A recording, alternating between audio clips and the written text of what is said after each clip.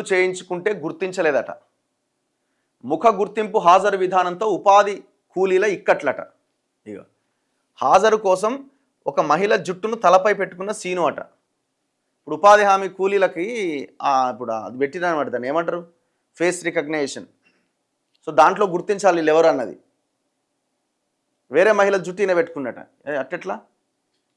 ఉపాధి హామీ పథకంలో కొత్తగా తీసుకొచ్చిన ముఖ గుర్తింపు హాజరు విధానం వల్ల కూలీలు ఇబ్బంది పడుతున్నారట. ఒక కూలీ అట గుండు చేయించుకున్నాడు. అంటే ఆయన రెగ్యులర్గా పనిచేసేటోడే, కాకపోతే దేనికో గుడికి పోయిండో మరి ఏమైందో గుండు చేయించుకున్నట.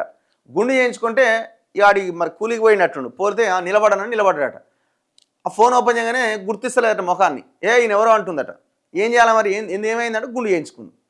తెలివిగా ఏం చేసిండు, ఇక జుట్టు పెట్టుకుంటే అయితట్టుందంటే జుట్టు ఏడుందట, విగ్గు లేదు.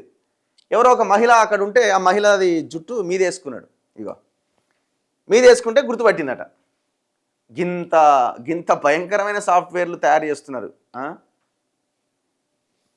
ఓ కూలీ గుండు చేయించుకొని ఉపాధి పనులకు పోయిండట. మొబైల్ సాఫ్ట్వేర్ యాప్ అట అతడి ముఖాన్ని గుర్తించకపోవడంతో తంటాలు పడ్డాడట. మహబాద్ జిల్లా ఇనుగుర్తి మండలం కోమటిపల్లి గ్రామానికి చెందిన ఉపాధి కూలీ మల్యాల శ్రీను 2 రోజుల కింద కొండగట్టు అంజన్న స్వామిని దర్శించుకొని తలనీలాలు సమర్పించిండట. అనంతరం మళ్ళీ గురువారం ఉపాధి పనులకు పోయిండట.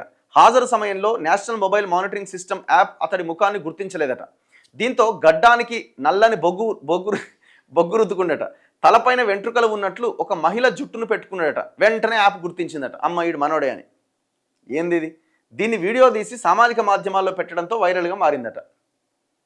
మన గవర్నమెంట్స్ యాప్స్ అంత అద్భుతంగా పనిచేస్తాయి. ఇట్లాంటి యాప్స్ తయారు చేసే వాళ్ళే ఈ పేపర్లు దిద్దితే మొన్న సిబిఎస్ఈ ఏమైంది, గందరగోళం. నీట్ ఎగ్జామ్ ఏమైంది, 23 లక్షల మంది రోడ్డు మీద పడ్డారు. అంటే ఇవన్నీ ఒకటే దాని కిందికే వస్తాయి కదా.